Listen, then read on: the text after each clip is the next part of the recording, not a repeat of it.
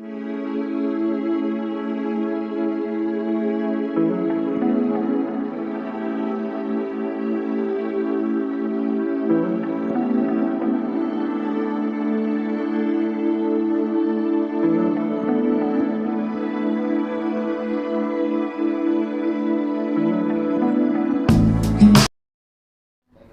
dari kelompok 2 ingin memaparkan materi kami yang berjudul teori-teori kurikulum, baik untuk mempersingkat waktu kepada pemateri dipersilakan.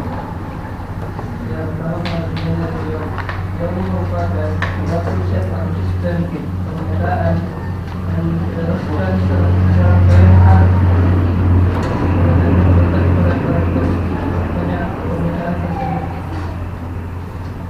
Adapun pendapat lain yang mengatakan bahwa teori berfungsi untuk menentukan arah dari bentuk serta menentukan data apa yang harus dikumpulkan dan memberikan konsep pembicaraan mengumpulkan dan mengumpulkan data tentang fakta-fakta yang ada.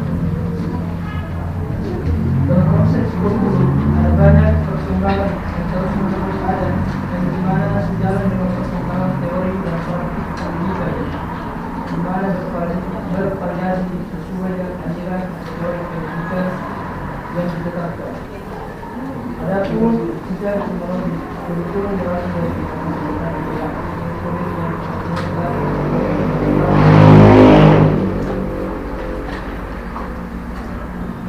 secara teknologi tidak terus menyebabkan dunia pendidikan kemudian jumlah pengetahuan yang harus ditempuh atau diselesaikan tadi guna mendapatkan suatu Perkembangan teori kurikulum dapat dilepaskan dari sejarah perkembangannya. Perkembangan kurikulum telah dimulai pada tahun 1890 dengan tulisan Charles, tetapi sekali ini menjadi berawal pada hasil karya Framing dari tahun 1918. Menurut Bobby, inti teori kurikulum itu sederhana, yaitu kehidupan manusia. Kehidupan manusia meskipun berbeda-beda pada dasarnya sama, oleh sejumlah catatan percakapan. Pendidikan berupaya mempersiapkan kecakapan yang harus dikuasai untuk dapat terwujud dalam kehidupan yang sangat bermacam-macam, bergantung pada tingkatannya maupun jenis lingkungan. Setiap tingkat dan lingkungan kehidupan untuk permasalahan pengetahuan, keterampilan, sikap, kebiasaan, dan apresiasi tertentu.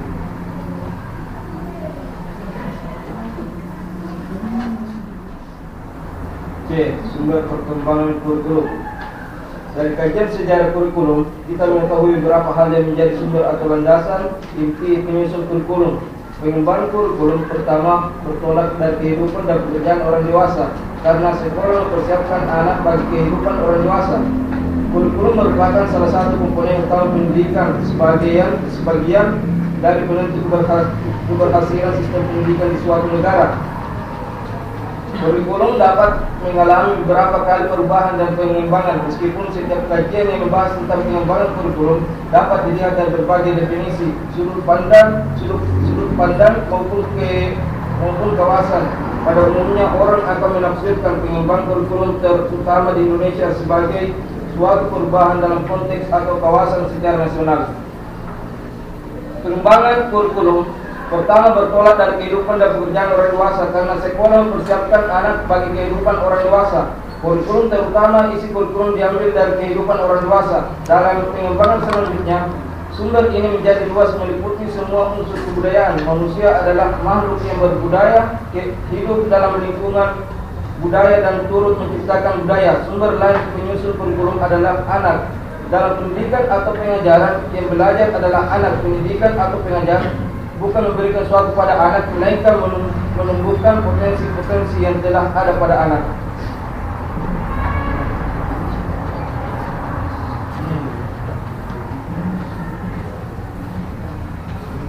Mungkin itu dari kelompok kami. Jika ada teman-teman yang ingin bertanya, akan dipersilakan.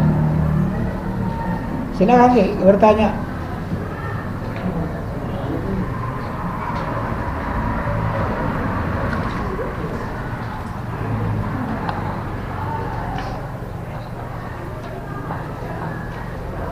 Kalau bisa dari laki-laki barang 2, dari perempuan juga dari 2. Silakan, Ki.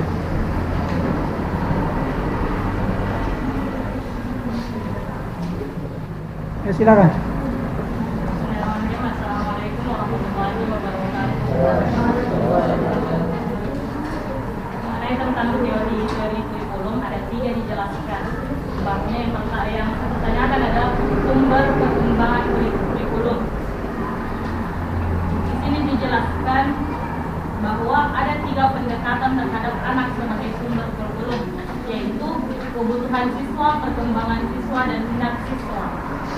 Jadi muncul pertanyaan di diri saya dari tanggapan pemateri mengenai 3 pendekatan ini, apakah sudah berjalan dengan sebenar-benarnya diterapkan di satuan pendidikan atau ada kendala sehingga karena ini salah satu penyebabnya perubahan-perubahan terjadi atau perubahan-perubahan kurikulum yang tidak menetap.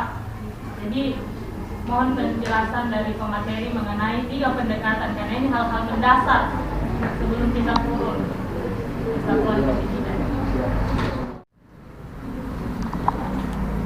Ada lagi satu di belakang, silakan. Nah. Assalamualaikum warahmatullahi wabarakatuh. Jadi langsung saja ke pertanyaannya. Di bagian A teori kurikulum dijelaskan bahwasanya ada beberapa kurikulum dipakai juga dalam dunia pendidikan yang mempunyai arti sebagai berikut. Yang pertama, kurikulum dalam arti sempit. Jadi kan di sini disebutkan sebagai berikut, artinya ada beberapa. Tapi di sini satu sih. Jadi mungkin ini teman-teman pengetahuan ilmu yang dapatkan itu kurang karena mengambang satu G. Terus dalam arti sempit berarti ada dalam arti luas Pak. Jadi mungkin dari kelompok materi bisa jelaskan di bagian teori kurikulum. Sekian, assalamualaikum warahmatullahi wabarakatuh.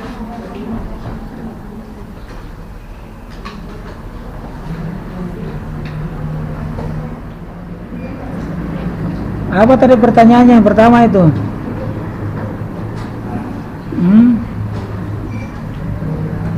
Apa pertanyaannya?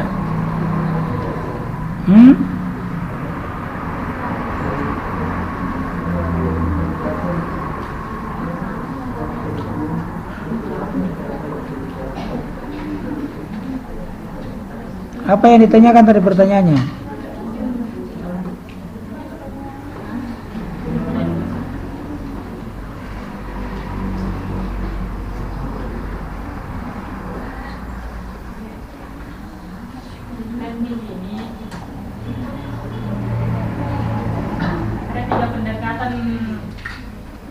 Anak sebagai sumber kurikulum dan ada kebutuhan siswa, perkembangan siswa, dan minat siswa.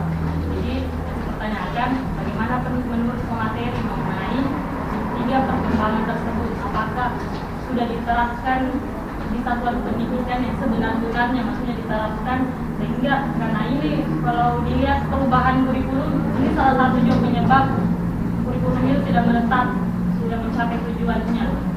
Ada 3 pendekatan ini. Jadi apakah sudah diterapkan sebenarnya atau tidak? Kalau tidak, ya coba jelaskan. Yang bagaimana minatnya siswa itu yang belum diterapkan, kebutuhan siswanya itu yang diterapkan. Coba jawablah. Sesuai dengan kemampuannya.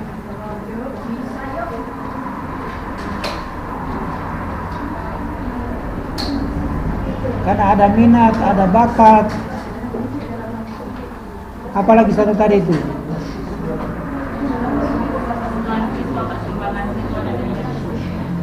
Apa? Nah, kebutuhan, perkembangan, dan minat siswa. Apakah pengembangannya selama ini sudah sesuai atau belum? Kalau belum, apa kendalanya seperti itu? Bisa enggak? Bisa. Sebenarnya begini adik-adik, kalau kita lihat sistem pengembangan kurikulum itu telah dirancang disesuaikan dengan kebutuhan perkembangan dan minat pelajar siswa itu sendiri. Contoh di kelas 1 diajarkan pengenalan tentang huruf, diajarkan tentang berhitung. Tujuannya karena ini dia akan menopang potensi-potensi yang lain. Siswa tidak bisa membaca, tidak bisa menerima materi dengan baik kalau dia tidak bisa membaca. Siswa tidak bisa menerapkan ilmu berhitung kalau dia tidak mengenal angka-angka. Maka sebenarnya desain kurikulum itu sudah diterapkan sedemikian rupa. Hanya saja kendalanya, tak kala dia memasuki level pendidikan yang lebih tinggi, terlalu padat saya lihat materi yang diajarkan kepada siswa. Contohkan misalkan level ke tingkat MTS itu juga masih oke kalau menurut saya tuh, diajarkan tentang tahara, tentang salat. Di SD juga diajarkan tentang dasar-dasar tentang itu. Semuanya punya tujuan untuk kebutuhan hidup anak itu sendiri. Saya sudah didesain sedemikian rupa. Hanya saja kendala yang saya lihat bahwa memang pengembangan pembelajaran itu mungkin karena materi terlalu padat sehingga siswa itu tidak fokus. Akhirnya ya setiap kali evaluasi dilaksanakan rata-rata guru-guru mengeluh itu. Aku bisa bertanya ke sama guru-guru yang mengajar. Dia bilang itu rata-rata nilai anak-anak itu di bawah standar 60. Kenapa? Itulah bahasanya, kalau anak-anak itu terlalu dicokoki, terlalu dibikin stres. Saya tidak bisa bayangkan adik-adik, kalau kita harus masuk jam 7.15, pulang minimal setengah 2, gelisahnya itu dalam kelas itu bagaimana modelnya itu, dengan istirahatnya hanya 1 kali. Itu siswa bisa stres loh. Saking stresnya, akhirnya pulang di rumah dia sudah capek dengan menghadapi gurunya sendiri, belum capek dengan materi pelajarannya. Ya, jangan heran tak kala dilaksanakan evaluasi, nilai tidak maksimal. Kenapa? Karena kita masih banyak orientasi pembelajaran ke kognitif, afektif dan psikomotornya kurang. Nah, itu yang terjadi seperti saya cerita tadi. Kalau jam-jam sekolah itu, kalau kita berdiri di depan sebuah lembaga pendidikan, itu kita sulit membedakan ini siswa atau gerombolan yang keluar dari sebuah perusahaan. Iya kan? Ributnya minta ampun, jalanannya dia dominasi. Ini kan gagal ini. Gurunya dia anggap seperti temannya sendiri. Kalau gurunya terlalu cantik, dia bilang, cantiknya guruku. Seperti begitu. Kan itu yang terjadi sekarang itu. Dulu, zaman-zaman kita, waduh, mau ngomong satu kata dengan guru saja kita segan. Begitu betul-betul guru itu kita sangat hargai. Contoh sederhana adik-adik. Saya waktu kuliah, kebetulan saya itu menguasai tentang kewarisan. Lalu kita punya dosen itu dia menyampaikan, lalu ada kekeliruan. Saya tidak bilang salah. Jadi beliau menjelaskan trak, terus silakan ada yang bertanya. Saya cuma bilang, Bu, kayaknya di materi ini tadi ada yang keliru. Bisa dicek kembali. Karena saya tahu kalau dia seperti ini, maka harusnya dia seperti begini dalam kewarisan. Nah, kalau dia seperti posisi seperti itu, maka dia hasilnya harus seperti ini. Tidak saya bilang gurunya salah. Kalau anak-anak sekarang bilang, salah guruku, salah nak bilang tadi itu. Di buku ku baca nak bilang begini. Ini kan berbeda ini karakternya ini. Sekarang katanya diganti pendidikan karakter. Dulu tidak ada mata pelajaran pendidikan karakter. Tidak ada kompetensi, ada 4 kompetensi itu. Iman dan takwa dan lain sebagainya. Tidak ada. Tapi kita sangat menghargai guru. Bahkan saat-saat lebaran itu siswa itu penuh berkunjung di rumah-rumah gurunya. Tapi coba bayangkan zaman sekarang, ada enggak kira-kira lebaran siswanya pergi berkunjung ke rumah gurunya?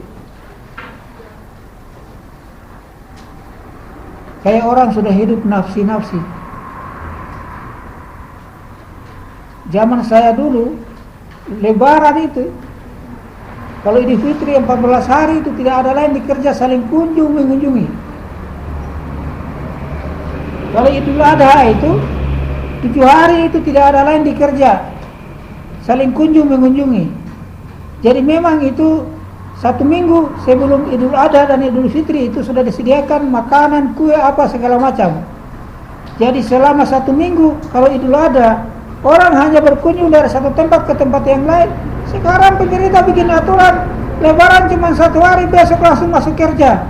Di mana nilai-nilai kemanusiaan bisa dibangun, pembentukan karakter bisa dibentuk? Hilang kan? Coba kita lihat sekarang itu adik-adik. Tak kalah Idul Fitri besok malamnya takbir kayak biasa-biasa.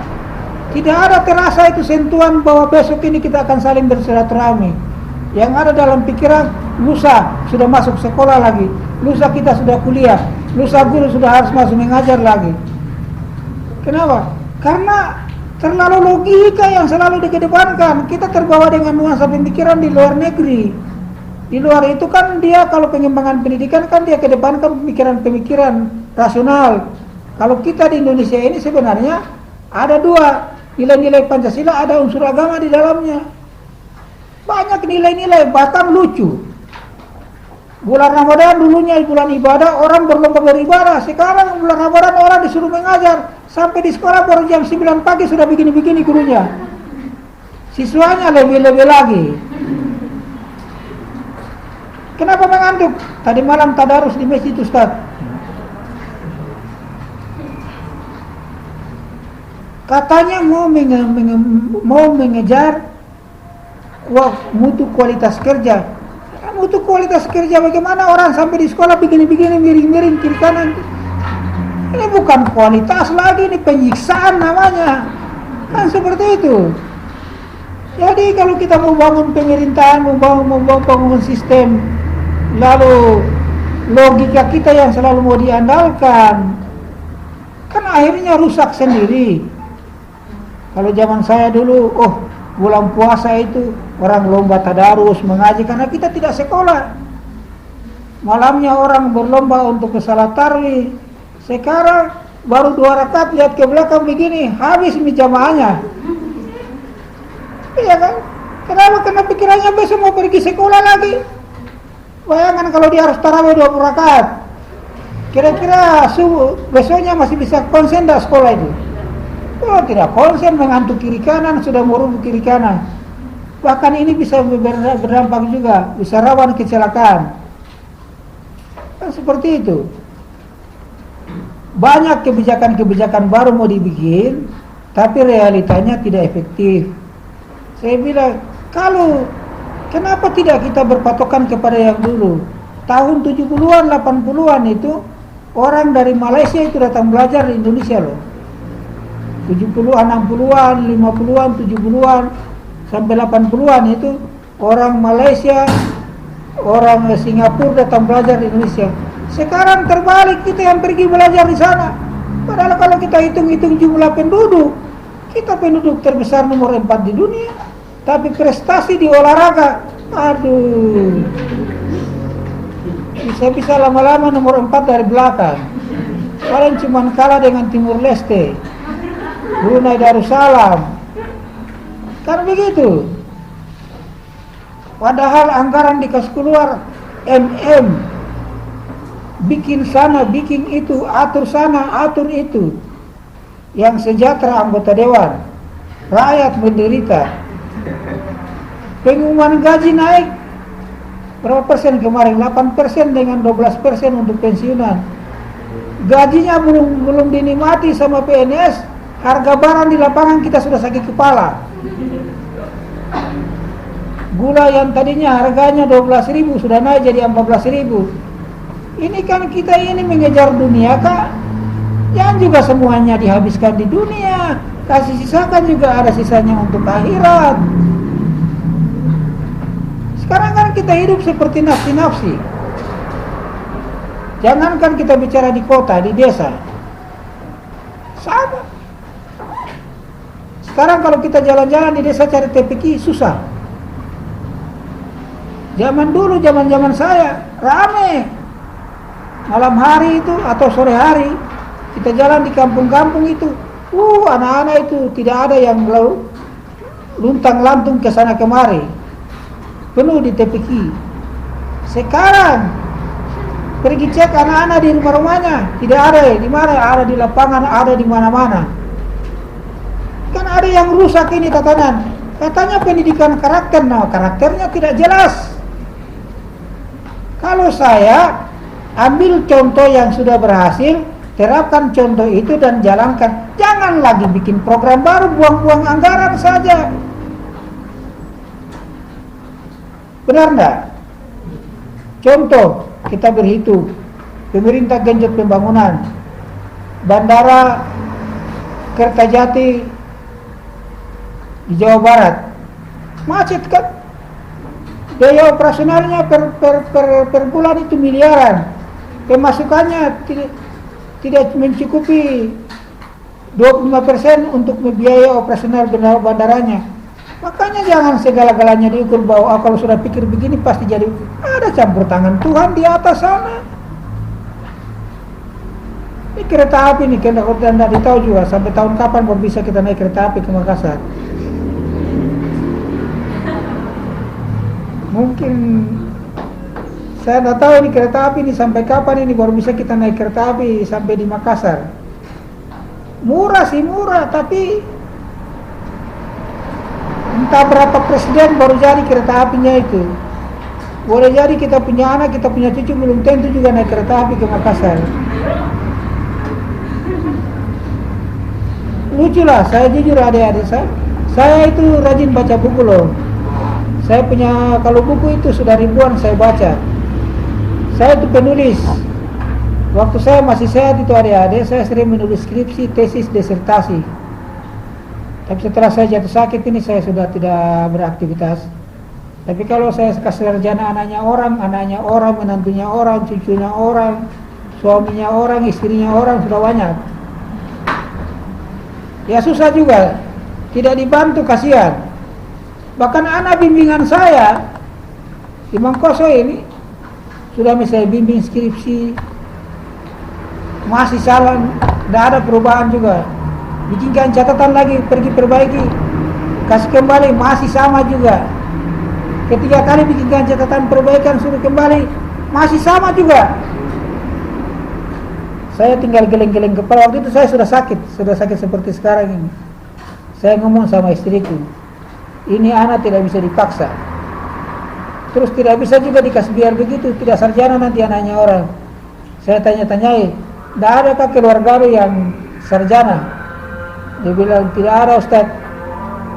Ya kau bisa minta bantu untuk diaturkan kebaramu ini. Tidak ada. Atau kenalan kah? Tidak ada Ustaz. Terpaksa saya selagi sakit kerja itu, paksa kerja skripsinya. Saya ditanya sama ketua prodi, Pak bagaimana dengan ini? Saya bilang, tunggu dulu Ustaz, saya lagi selamatkan ini anaknya orang ini. Bayangkan lagi sakit, kasihan karena lihat anaknya orang tidak akan selesai sarjana karena tidak bisa bikin apa-apa, terpaksa paksa diri kerja. Bahkan ada yang lucu sudah tidak bisa bikin apa-apa, dikasih pengarahan sudah tidak bisa, dibantu. Sudahlah kalau begitu nanti kasih pas 1 juta untuk ucapan terima kasih ya. Sampai sekarang belum dibayar uangnya. Dari sarjana orangnya. Belum lunas, dia cuma kasih saya 500.000 sudah itu hilang nih. Sampai sekarang tidak muncul-muncul. Saya juga tidak bisa marah. Mungkin ya kalau tidak ada uang kan ngomong, tahu dibilang pas saya tidak ada uang, saya ngomong sendiri. Tidak ada masalah sih. Jadi kita juga dosen diperhadapkan, jujur ada pendidikan sekarang kita pusing, 7 keliling. Kita juga diperhadapkan dengan problema. Kita membimbing kalau sudah dikasih catatan tidak bisa, tidak bisa kok paksa itu. Memang begitu kondisinya. Solusinya suruh cari orang bantu untuk aturkan skripsinya. Kalau tidak ada orang, terpaksa kita sendiri yang turun tangan. Bayangkan itu orang sakit harus kerja skripsi. Sakitnya berdobol-dobol. Kalau asam lambung itu adik-adik, kalau berpikir pedisnya itu naiknya luar biasa. Ini istri ada bertanya, Pak jam berapa pulang? Karena dia kan tahu saya jam 12 harus makan. Dia tanya di WA, Pak, jam berapa kita pulang? Saya cuma jawab jam 12. Seperti itu. Jadi memang mutu pendidikan PR. Memang kita bicara kurikulum ini, saya tidak tahu. Kecuali mungkin yang diangkat jadi menteri itu mantan kepala sekolah, bisa. Karena dia pernah rasakan bagaimana itu persoalan kurikulum di sekolah. Saya yakin bisa itu. Karena dia tahu penyakitnya. Oh, penyakit kurikulum di SD itu seperti begini. Di Sanawiyah itu seperti begini. Di Aliyah itu seperti begini. Mungkin ada kemajuan. Tapi kalau orang politik dikasih taruh di menteri, ya sudah. Kita dibikin kayak perusahaan. Kan begitu. Benar enggak? Susah. Sekarang ini jujur adik-adik, saya cerita jujur. Kehidupan itu susahnya minta ampun. Orang bermodal ratusan juta belum tentu dapat untung satu bulan 1 juta belum tentu. Susah ekonomi ini. Lalu yang anggur banyak-banyak ini mau dibawa kemana semua nih? Tidak mungkin tinggal di rumah juga. Apalagi kalau yang sudah menikah, bebannya tambah berat itu. Tidak mungkin bergantung sama orang tua. Jadi memang persoalan kurikulum itu kita mau bicara bagus, teorinya sih bagus, tapi realitanya di lapangan kita pusing 7 keliling lihat hasilnya. Kalau kecilku itu dikasih tugas sama gurunya, pulang sama mamanya tanya, "Ma, saya dikasih tugas, bisa aku kerja?" Tidak aku tahu ma apa suruhkan ini guru. Padahal ini mamanya S2, bapaknya S2. Kita dikasih pusing. Harusnya tugas untuk anak malah jadi tugas untuk orang tua. Seperti itu.